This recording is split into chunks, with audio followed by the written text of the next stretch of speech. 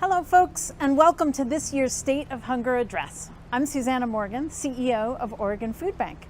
I'm coming to you as we kick off Hunger Action Month, a time when people across the country come together to volunteer, donate, and make our voices heard in the fight to end hunger. We all know how challenging the last 2 years have been.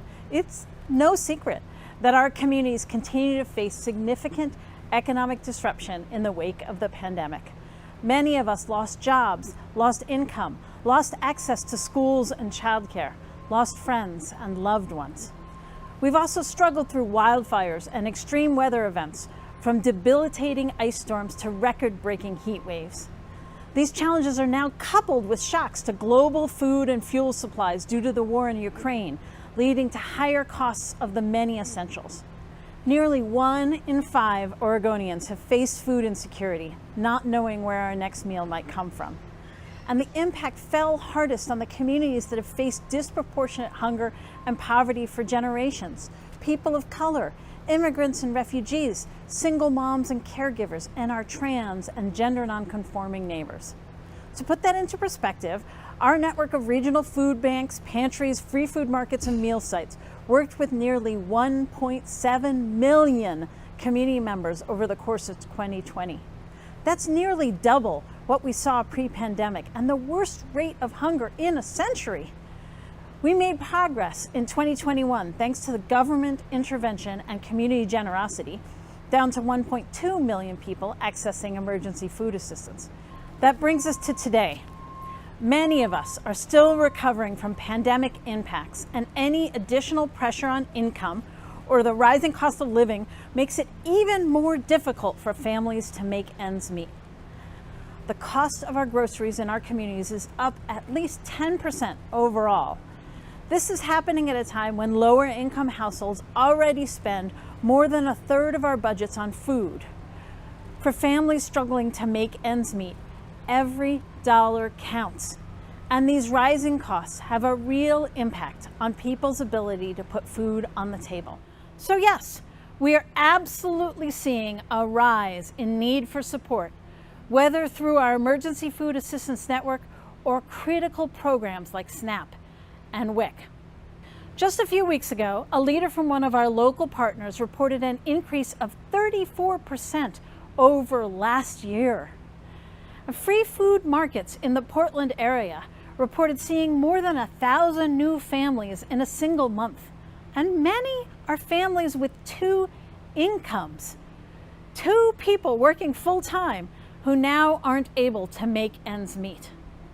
One of our partners in the Gorge is working with 12 to 15 new families each week, alongside many returning families they haven't seen since the peak of the pandemic. Despite our scale, food banks are by no means immune to rising food and fuel prices. Many food banks nationwide are moving twice as many truckloads of food today as we did pre-pandemic. Meanwhile, every aspect of our food distribution operation has faced significant cost spikes. Fuel costs are up 30% since December. Freight costs to transport food to our warehouses is up 16% over that same period. And we're paying 12 to 40% more for food purchases to keep up with demand. As just one example, the cost of a truckload of peanut butter was $34,000 in 2020, and that same truckload is more than $40,000 today. So the need for continued support is real. Fortunately, state and federal investments in enhanced SNAP and EBT benefits have been extended at least through the summer. This will ensure most families won't face a loss of cash to spend on groceries at the same time that prices are increasing. We've also seen incredible generosity from this community to help weather the storm, plus some really amazing support from our partners in state and federal government. So I'm proud to say that we will continue to find ways to come together and meet these challenges head on, ensuring nutritious, culturally relevant food reaches hard-hit communities throughout Oregon and Southwest Washington. And through it all, We remain rooted in values of equity, justice, and community, and we are rising for all. I want to pause a moment to underscore that point, because it's important that everyone in our community knows that food remains available to all who need it. Our network of 21 regional food banks and 1,400 food assistance sites is doing everything possible to meet the layered challenges we face head on. And if you or someone you know needs help, we have a great one-stop resource at OregonFoodFinder.org. It's an easy-to-use app where anyone can type in their location and find nearby pantries, free food markets, or meal sites. Or you can always dial 211 to be connected to a live person who can help you find local resources. Again, that's OregonFoodFinder.org or 211 via phone to find support near you. Food is at the core of our work because it's essential to our daily lives. Our freedom, our health, our ability to thrive all depend on access to food that is nutritious and familiar. Yet we know we can't truly end hunger for good through food alone. We have to take action to prevent hunger from happening in the first place. That means addressing the policies and systems that drive hunger and poverty in our communities. And there's no one better to name solutions to hunger than those of us who have experienced it firsthand. That's where our Policy Leadership Council comes in. The council is made up entirely of community leaders with lived expertise in hunger from across our great state. And it's these leaders who identify the best pathways to address hunger at its roots through policy change in the legislature and at the ballot box. With the council's leadership, we're shortening the distance between people who experience food insecurity and the decisions that affect us.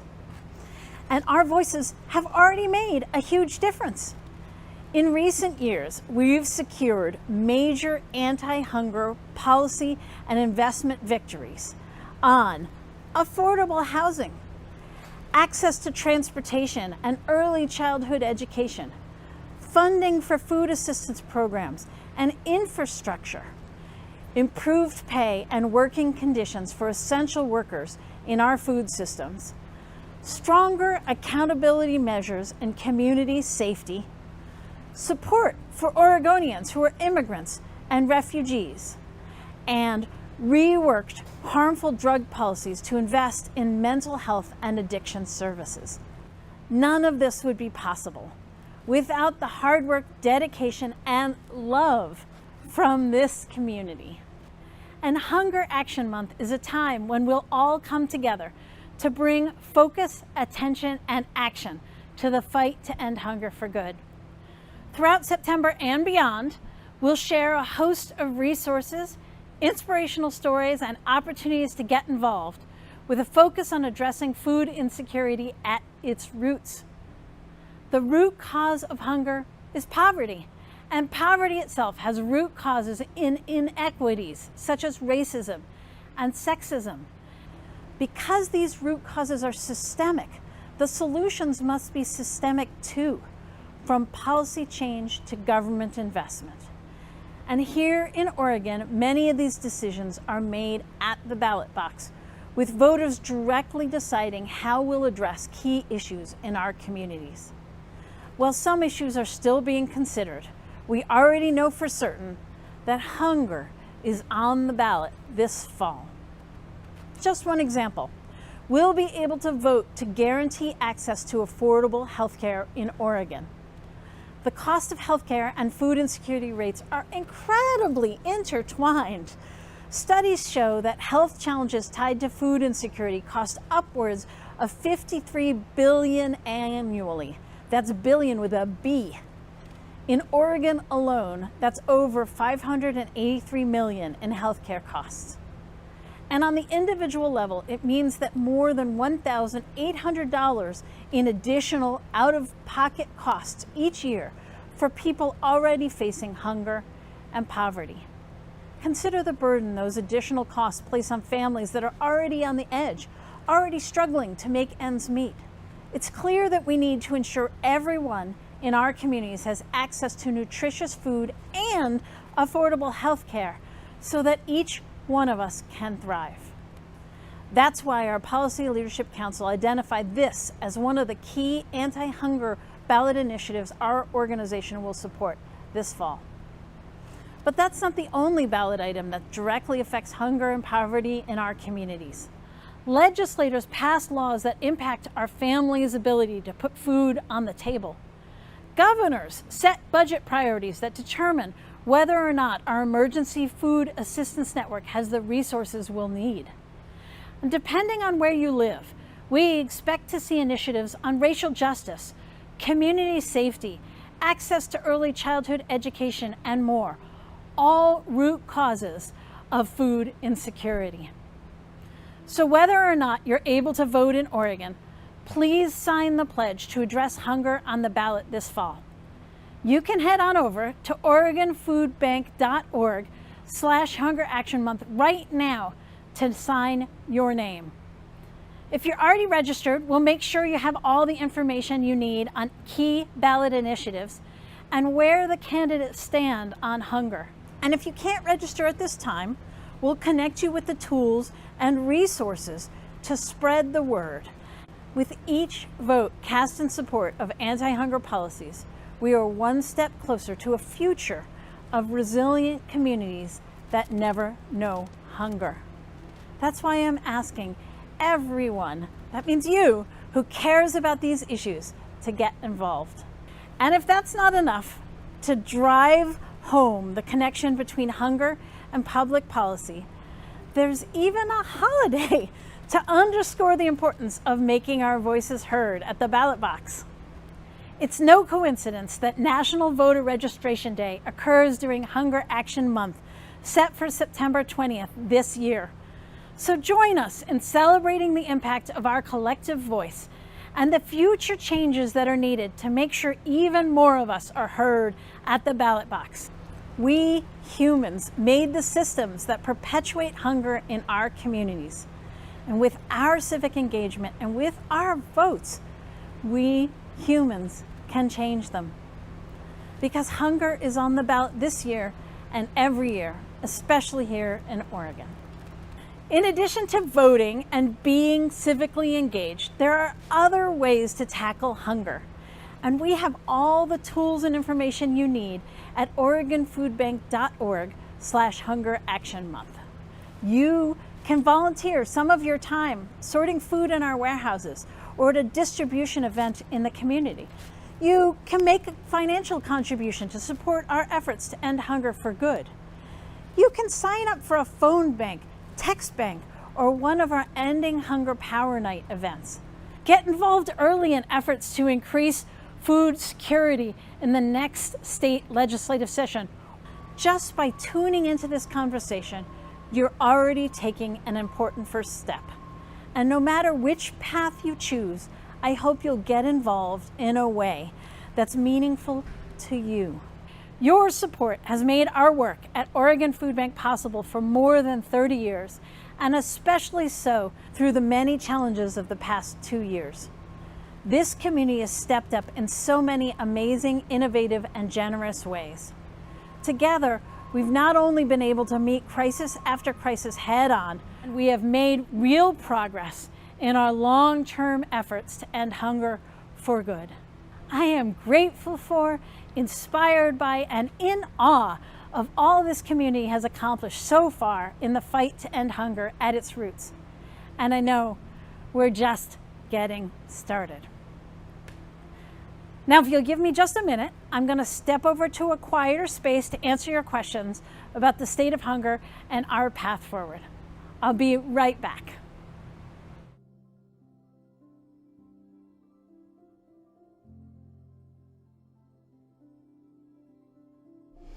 Hello again, folks. I want to give a big thank you to everyone who submitted questions through our online forum, by email, and across social media. We received dozens of questions, hooray! If I don't get to your question today, keep an eye on our website and social feeds. Our first question comes from Gloria in Hillsborough, who asks an important question: where can we find food?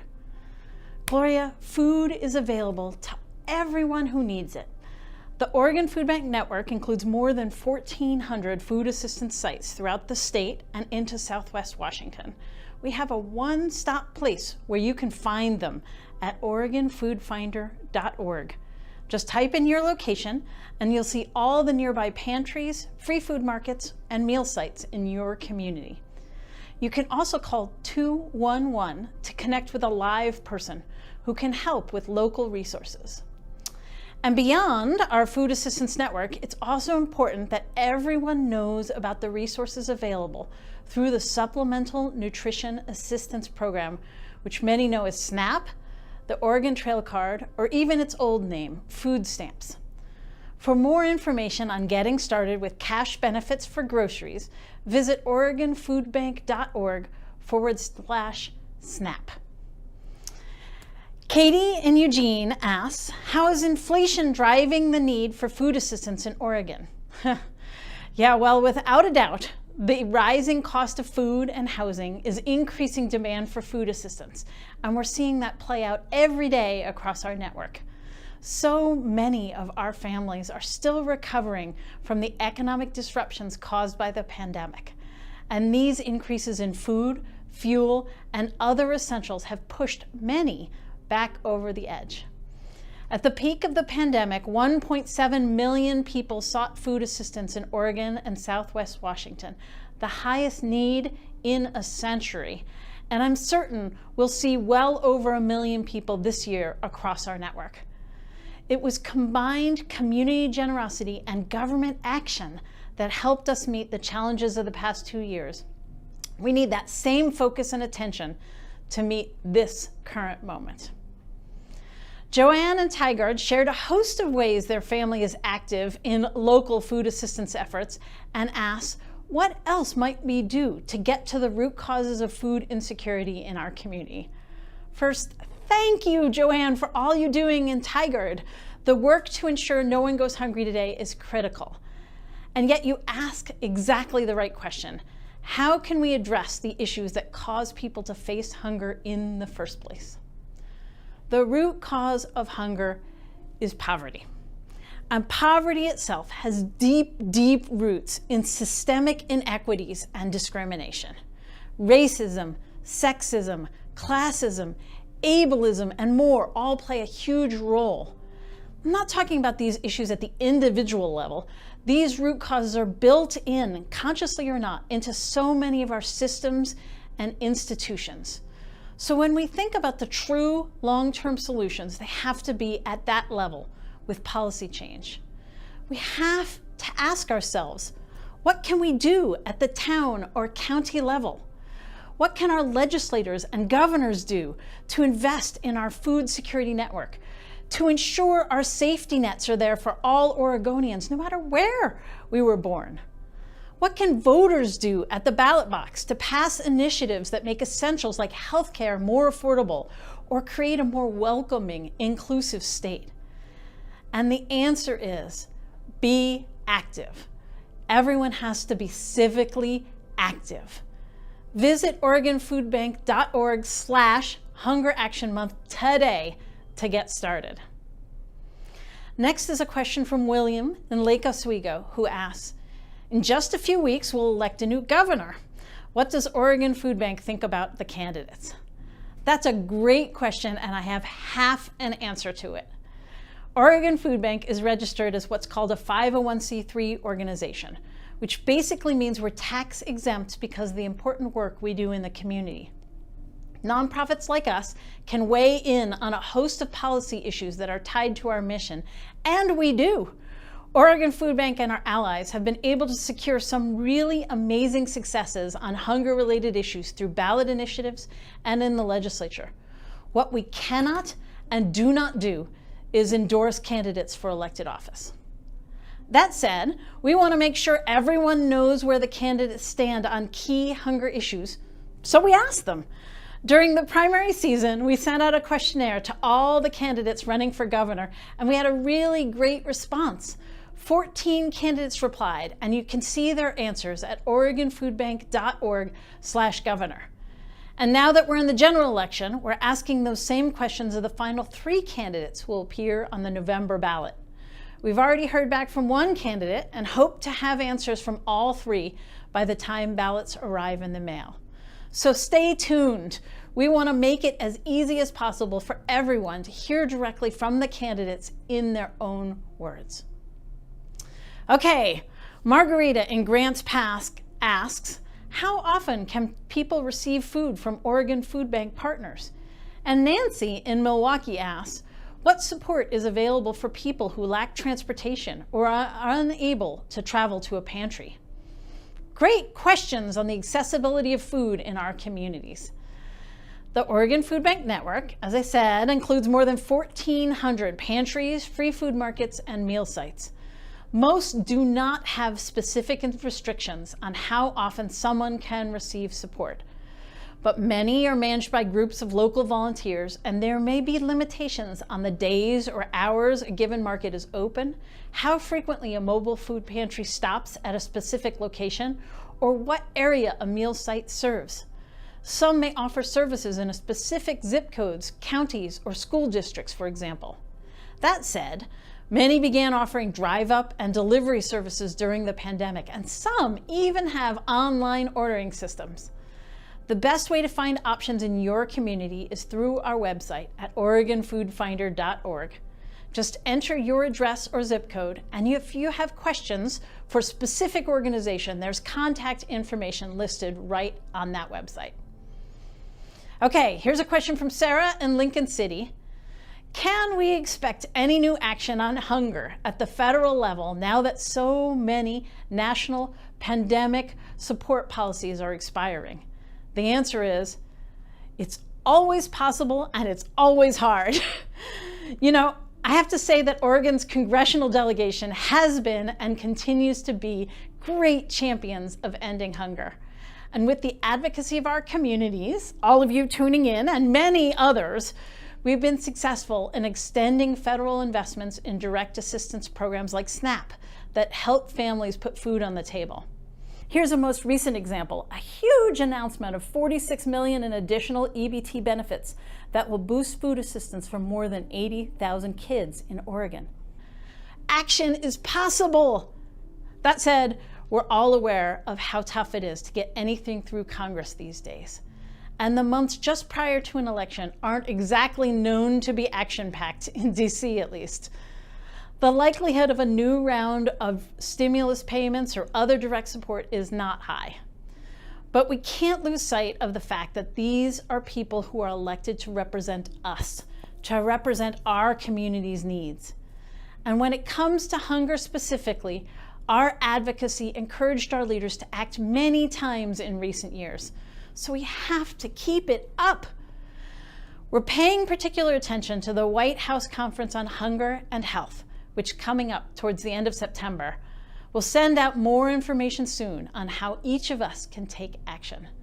Keep an eye out for these opportunities, and never forget, our advocacy has a huge impact at so many levels in helping us meet these challenges, no matter how big or small. These are all such great questions, and I know that we have many more that came in over the past week. Unfortunately, I'm seeing that we've run out of time today. Keep an eye on our website and social media, where our team will post responses in the coming weeks. Again, thank you all so much for taking the time to be here today, and for all you continue to do in the fight to end hunger at its roots.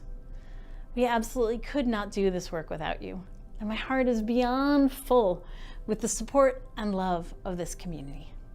Take care, and I look forward to seeing you soon.